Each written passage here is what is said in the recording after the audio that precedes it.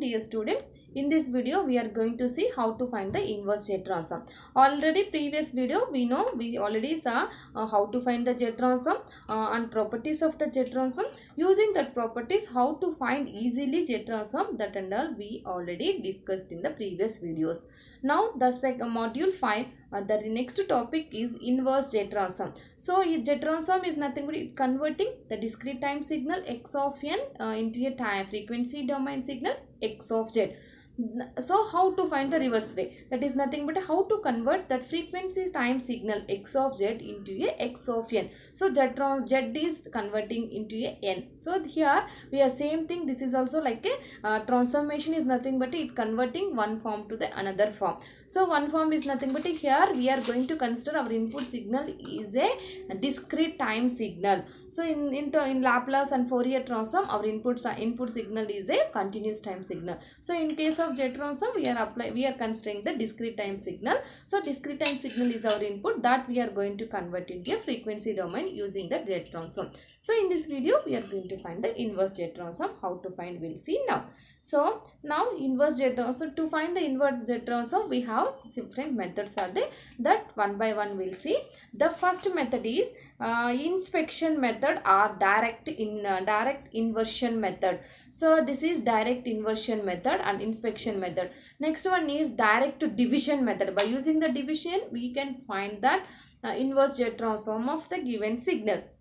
Next one is partial fraction method. This is one of the important method. This method is only we are applying. So this is most effective method compared to the other two. And residues method, and residues method is nothing but a inverse integral method. So inverse integral. Next one is power series method and convolution theorem. These are the 6 methods we are using to find the inverse jet transform.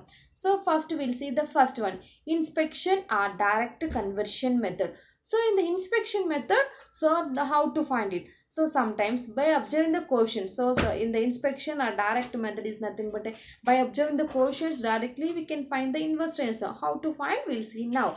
So sometimes see, by observing the quotients of the given series u of z, it is possible to find that input sequence u of n.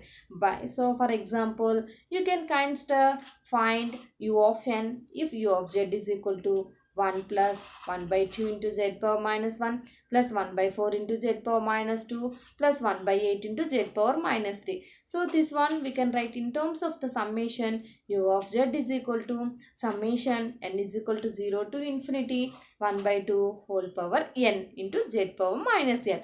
So this now the general jet transform formula is u of z is equal to summation n is equal to 0 to infinity is 0 to infinity a power n into z power minus n, that is nothing but x of n into z power minus n.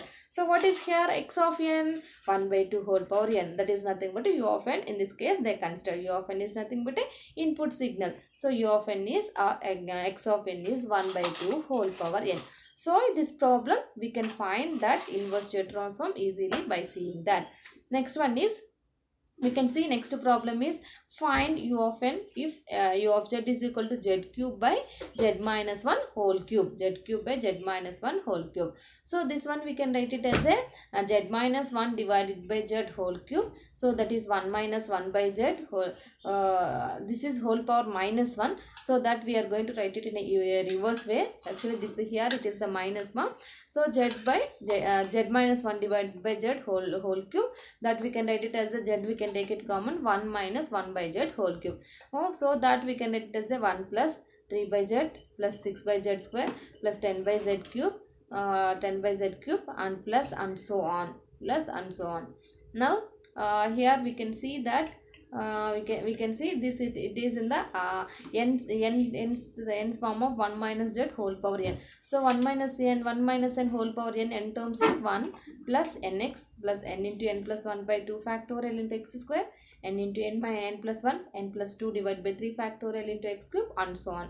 So now the general formula of u of z, you know, this is our general formula. So what is there here in extra? We have this is n plus 1 into n plus 2 divided by 2. So this is our u of n.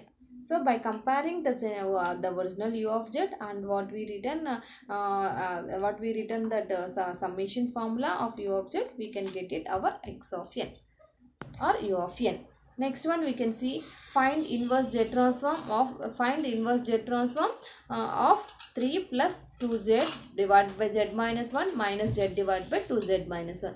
So now directly we can apply the z transform of this can be done directly, that is u of z is equal to 3 plus 2z by z minus 1 minus z by 2z minus 1. So we can apply directly inverse z transform here.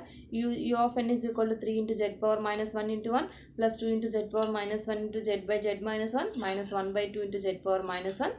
So that we can write it as a z by z minus 1, we can write it as a z. In the denominator you can take the 2 common, z minus 1 by 2. So 1 by 2. So we know z transform of 1 is inverse z transform of 1 delta of n z transform is 1. So inverse z transform 1 is delta of n.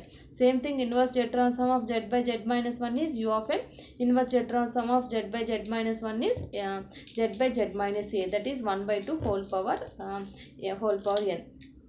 So we can apply, we can substitute 3 into delta of n plus 2 into u of n minus 1 by 2 into 1 by 2 whole power n, that we can write it as a 1 by 2 power here power 1 here n, so n plus 1. So now this is our, so u of n are the unit step and unit step sequence respectively. So this problem also we can find directly. And then next problem also you can see find the inverse z transform of 2 into z power minus 2 minus z power minus 3 divided by z minus 1 plus 2 into z power minus 5 divided by 2z minus 1. So u of n is equal to, now this problem also we can find directly. Apply the inverse z transform here, 2 into z power minus 2, we can write it as the inverse z transform of z power minus 2 into 1. So inverse z transform of minus 2 is nothing but delta of n minus 2, that already we know. Next problem is inverse z transform of here z power minus 3, you can write it as z power minus 4 into z divided by z minus 1, that is u of n minus 4. Next one is z power minus 5, z power minus 6 into z by z minus 1 by z, we can write it, that is 1 by 2 whole power n minus 6 into u of n minus 6. This is by using the shifting property we can write it. This all we consider by using the shifting property. So now the next method is nothing but a direct division method. So in the direct division method is the one of the simplest method for finding the inverse z transform and can be used for almost every type of expression given in fractional form. So now we can take one example where we can apply this direct division method to find the inverse z transform of the sequence.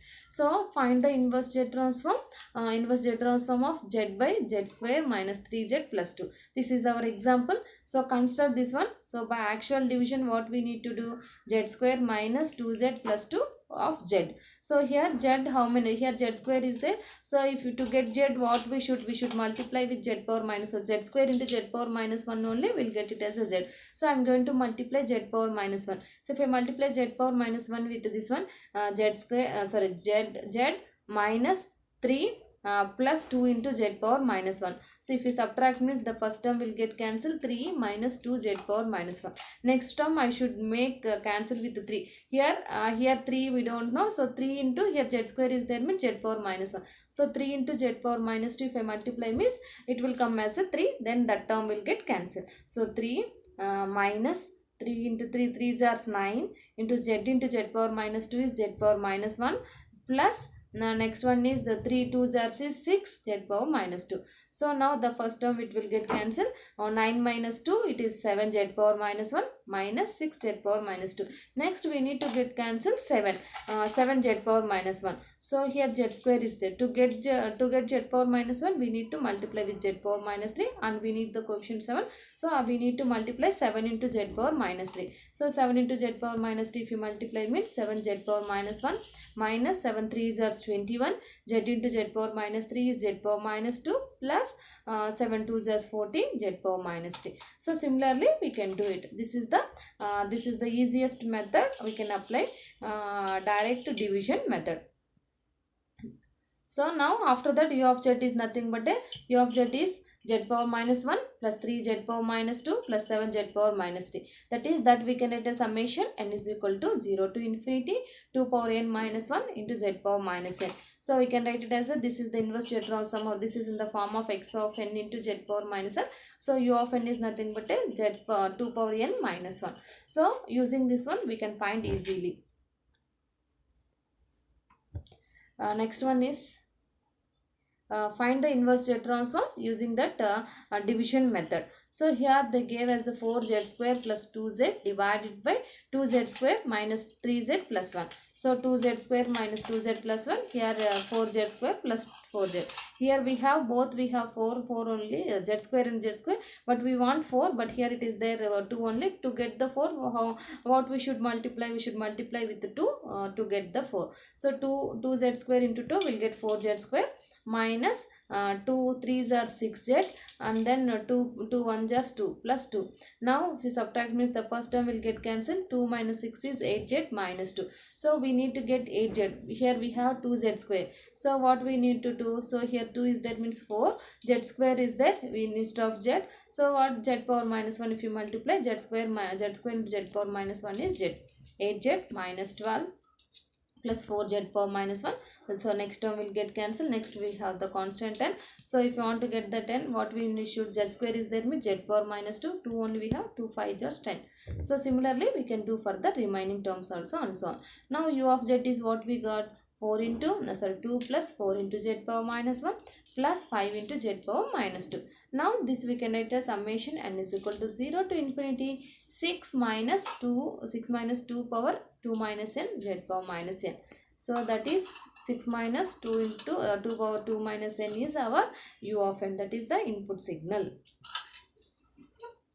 I hope you understood. And remaining partial fractions method, the most important third one is partial fraction method. How to do? We'll see in the next video. I hope you understood. Thank you all.